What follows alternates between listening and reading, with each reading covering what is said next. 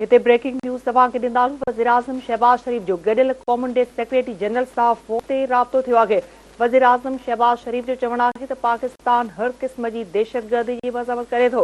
वज़ीर आज़म शहबाज शरीफ़ जो चवणु आहे त भारत जा पाकिस्तान ते लॻायल इल्ज़ाम बेबुनियाद आहिनि। वज़ीर आज़म शहबाज शरीफ़ जो चवणु आहे त पाकिस्तान पहलगाम वाक़िए जी अणधुरी जाच जो मुतालबो कयो आहे। वज़ीर आज़म जो चवणु आहे त भारत पारां का बि अगराई थी त उन जो मुंहुं तोड़ जवाबु ॾिनो वेंदो।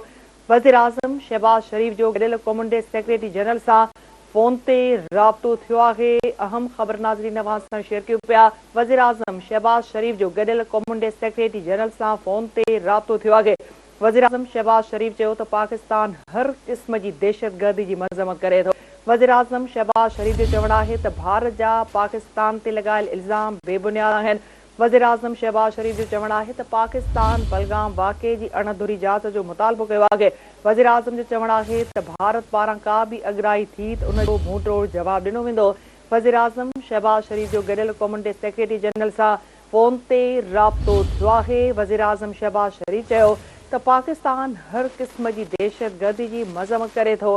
वज़ीर आज़म शहबाज शरीफ़ जो चवणु आहे त भारत जा पाकिस्तान ते लॻायल इल्ज़ाम बेबुनियाद आहिनि। वज़ीर आज़म जो चवणु आहे त पाकिस्तान पहलगाम वाक़िए जी अणधुरी जाच जो मुतालबो कयो आहे। वज़ीर आज़म जो चवणु आहे त भारत पारां का बि अगराई थी त उन जो मुंहुं तोड़ जवाबु ॾिनो वेंदो। वज़ीर आज़म शहबाज शरीफ़ जो गॾियल क़ौमुनि जे सेक्रेटरी जनरल सां फ़ोन ते राब्तो थियो आहे। वज़ीर आज़म शहबाज शरीफ़ चयो त पाकिस्तान हर क़िस्म जी दहशतगर्दी जी मज़म्मत करे थो।